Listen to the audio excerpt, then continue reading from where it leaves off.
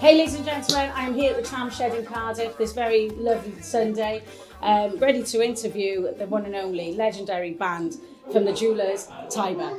Hello. Hello, how are you? I'm alright. Good. So you did a gig last night here. Yeah. How did that go? Well, people said it was, the crew members said it was one of the best gigs we did. I Yeah. sort of felt a vibe backstage was going to be really good. Yeah. But I know it sounds like we go to every town and go, it was loud. That possibly was the loudest gig that we did. Really? Wow, yeah. The Welsh and the voices, honestly. But from the get-go, there was a Bob Marley song on before we walked on stage, and we could hear people singing like, oh my God. It sounded like 3,000, but I think it was like, is there 1,000 people here? Roughly about that. Anyway. Yeah. It was amazing. Oh, fantastic! So you're doing another gig tonight. I'm by the queue. I've just come in. Oh, is there a queue? There's a big queue already. Okay. So this is going to be a sellout again, I think, tonight. Okay. I've been doing my research, learning all about you. Started busking.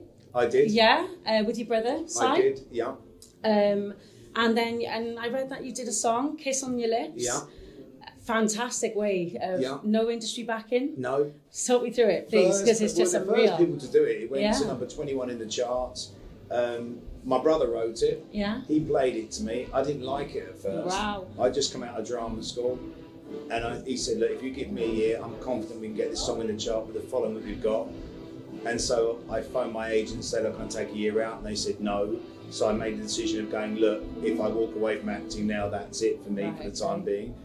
Stuck with the song, and we went around a lot of the towns, all the sort of southeast of London, from Bromley to Croydon to Romford, and just got people to pre-order it over about a 3-month period, and then it came out and it went to number 21 in the charts, and we had Sky News in my home. I was in Greenwich in London, and they were filming me, and I was watching myself on the TV. Was that the first time you like those TV things as well? Wow. Yeah, there's a couple of things. Yeah. Yes, you're absolutely right. Yeah.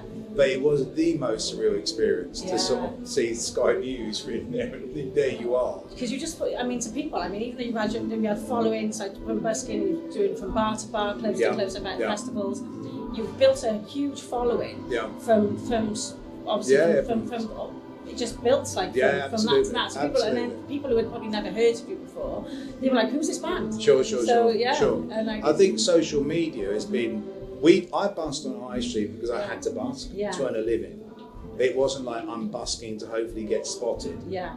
So it started, and then we got a song together, "Kiss on the Lips," and it just built from there. But for me, it's been the biggest learning curve of my life, standing on a high street and it total grassroots. The thing is, lots of people around that I meet at gigs, they'll go, "Don't you remember me? I saw you, 12 years ago in Croydon. I used to stand and watch you," but a lot of faces. You stand there and go, "Yeah, I remember you." Do you know what? I tried to do that, but they look into your eyes and they go, "You're lying." So I've left that one behind now. Yeah. So Si, he left the band. Yeah, about 11, 12 years ago.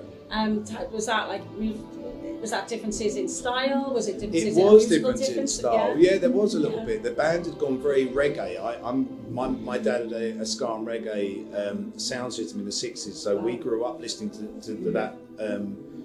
And my brother had a love of rock and roll and Sam Cooke and that kind of Elvis, Lindy Hop kind of music. So he wanted to go into that. So I said to him, "Look, we can't do both. You can't have that and then break in some reggae."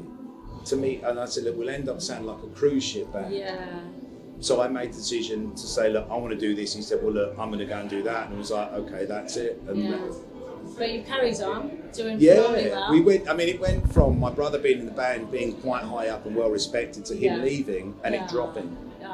Because it was like they were used to seeing two guys. Can I now captivate the audience enough on my own? And you have. Yeah, it's taken its time. It's definitely taken its time, but yes. Yeah, it's getting used to doing something then on your own when especially, and it's your brother as well, and so you know each other inside out. Do you know what the bad thing about it is? I'm holding this like I'm interviewing. I know, go on, you No, I'm joking. Do you want me to hold it? No, all right. It's fine. But so you've done a few albums. Yeah. Reggae Streets 1, Reggae Streets 2 and 3. Yeah. So is there going to be a fourth? There might be that those songs tend to lend that they're more cover versions of old songs that people may not know or have ever heard.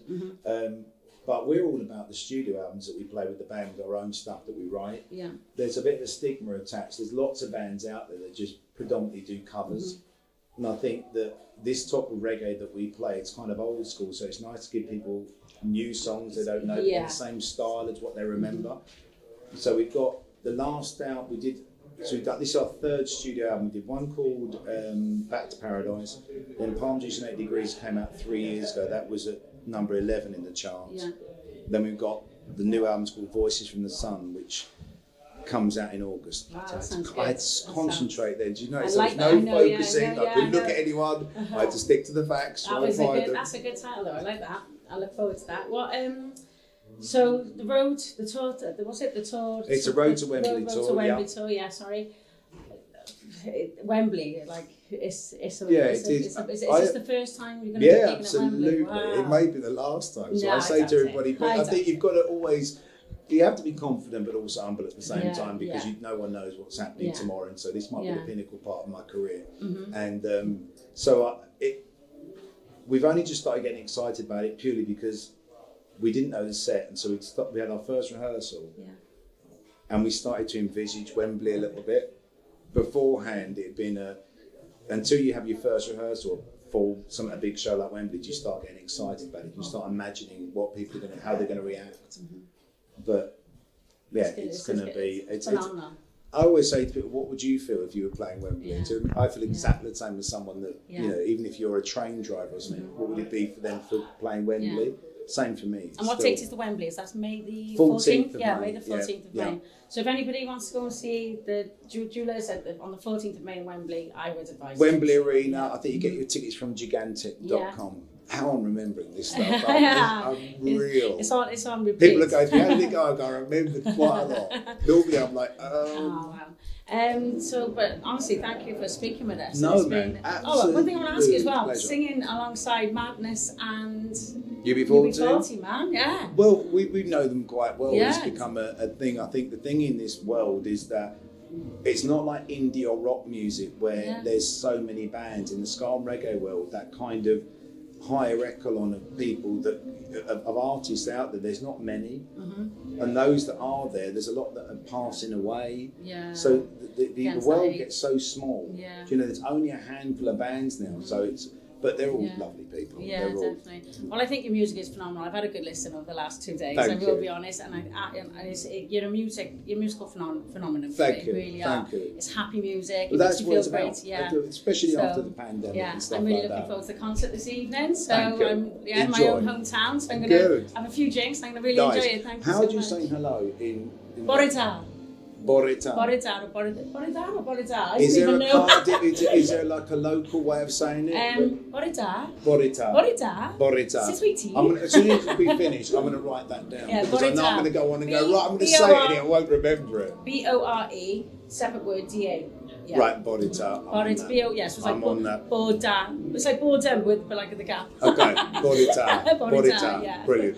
Yeah, that's I hope that goes down well. Yeah, I say. If I can and remember Nostar is good night. Well, at the end of the night, I'm not going to remember that. But Borita, early on, I remember it. Nostar. I'm going to write that down. Yeah, Nostar and Borita. Oh, lovely. Thank you so much, Tyber, for speaking to us. Thank you so much. It's been an absolute pleasure. Enjoy the show. I'm going to. I'm really going. I'm looking for 2 beers. I'm really enjoying this. Thank you so much. Cheers.